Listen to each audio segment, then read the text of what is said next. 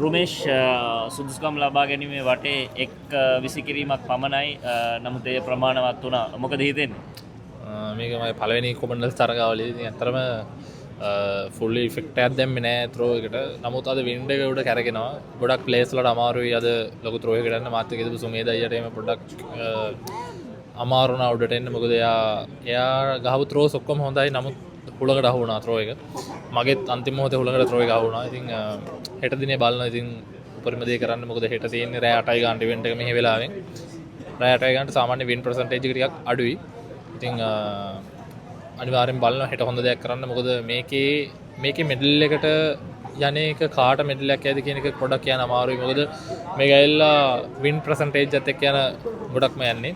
මොකද ගොඩාක් ලොකු ත්‍රෝස්ලා ෆයිනල් වත් සිලෙක්ට් වුණේ නැහැ. ඉතින් බලනවා හෙට දිනේ අනිවාර්යෙන් ලොකු දෙයක් කරන්න. දැන් මේ සීත කාලගුණය කොයි වගේද? මොකද අපි දුටුවා මේ ඇතැම් ක්‍රීඩකයෝ සඳහන් කළා මේ කාලගුණ තත්ත්වය ඔවුන්ට යම් බාධාවක් ඔවුන්ගේ සුපුරුදු දක්ෂතා අතරට ප්‍රවිෂ්ඨ වන්නට හැකියාවක් ලැබෙන්නේ නැහැ කියලා. කොහොමද දැන් මේ දින කිහිපයක් තුල ඔබ මේ කාලගුණයට මේ අනුගත වෙලා ඉන්නවද? කොහොමද ඒ තත්ත්වය? සාමාන්‍යයෙන් හේතල කියන එක ලොකුම අවුලක්ුන් නැහැ මට ගොඩක් මවුල්ුනේ වින්ඩ් එක. හේතලත් ඇතරම අමාරුයි. මොකද බෝම් අප් වෙන්නේ නැහැ, ග්‍රිප් වෙන්නේ නැහැ ජවලින් එක. ඉතින් මේ වෙලාවේ හැටියට අනිවාර්යෙන් මේ හුළඟ නැති වුණා නම් මීට වඩා හොඳ දෙයක් කරන්න පුළුවන් හෙටදී. දැන් හෙට රාත්‍රියේ පැවැත්වෙන තරගයේදී ඔබ කිව්වා වගේ මේ ප්‍රෙඩික්ට් කරන්න අමාරුයි හුළඟත් එක්ක. නමුත් ලෝකේ නම් දරාපු ක්‍රීඩකයන් ඔබ කිව්වා වගේ ඔබේ ඉසව්ව තුල දැනට සිටින විශිෂ්ට ක්‍රීඩකයන් සියලු දෙනාම පාහේ සිටිනවා. නමුත් බොහෝ දෙනාගේ අවධානය ඔබ වෙත යොමු වෙලා තිබෙනවා. මාධ්‍ය පවා ඕස්ට්‍රේලියා මේ ස්කොට්ලන්ත මාධ්‍ය ඒ වගේම ජාත්‍යන්තර මාධ්‍ය පවා ඔබ පිළිබඳව කතා බහ කරනවා.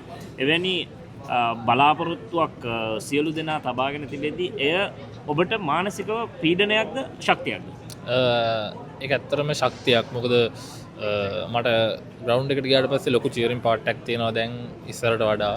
ඉතින් මම මේ ක්වොලිෆයි රවුන්ඩ් වල නම් ඇත්තටම චියර් එකක් එල්ලුවේ නැහැ. මොකද මට ක්වොලිෆයි වෙන්න ඕනුනේ අනිවාර්යෙන් හෙට දවසට ෆයිනල් එකට විතරයි. මම 1 වෙනවද 2 වෙනවද අද දවසේ මම 1 වෙන්න නෙමෙයි හිතුවේ. 10 වෙනියට හරි ක්වොලිෆයි වෙන්න හෙට.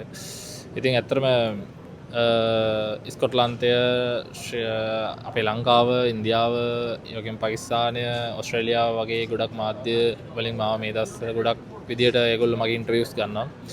ඉතින් ඒක ගොඩක් සමහර ලාවට ඒක පොඩි කරදරයක් වෙනවා ආෆ්ටර් ද කම්පිටිෂන් වල ඒ ඉන්ටර්වියු ගන්න ගියාම. ඉතින් නමුත් ඉතින් මම පුළුවන් විදියට හැමදේම බැලන්ස් කරනවා. ඊට රාත්‍රිය ගැන අවසාන වශයෙන් මේ ඔබ දිහා බලාපොරොත්තු සහගතව සිටින ශ්‍රී ලාංකිකයන්ට විශේෂයෙන් ස්කොට්ලන්තයේ වෙසෙන ශ්‍රී ලාංකිකයෝ පිරිසක් වුන් එකතු වෙන බව අපිත් එක්ක සඳහන් කරා. ඔවුන්ට ලබා දෙන පණිවිඩය. අතරම ගොඩක් ස්තුතියි හෙට දිනේ මගේ තියෙන ඉවෙන්ට් එක බලන්න එනවාට. මොකද මම ගොඩක් බලාපොරොත්තු වෙන දෙයක් තමයි මට හම්බෙන චීරින් පාට් එක. ඉතින් ඒ චීරින් පාට් එකට මට හිතෙනවා අනිවාර්යෙන් මේ හැමෝම මන් දිහා බලන් ඉන්නවා කියලා. ඒතර මට ඒක වෙනම ෆීලිං එකක්. ඉතින් මම ඒක අනිවාර්යෙන් ලොකෝටම මට චීරින් පාට් එක කියන එක ලොකෝටම ඕන කෙනෙක්. ඉතින් මම බලාපොරොත්තු වෙනවා. ඉතින් ඇත්තටම ගොඩක් ස්තුතියි හෙට දිනේ මගේ ඉවෙන්ට් එක බලන්න එන ස්කොට්ලන්තයේ සිටින සියලුම ශ්‍රී ලංකාවාසී ජනතාවට.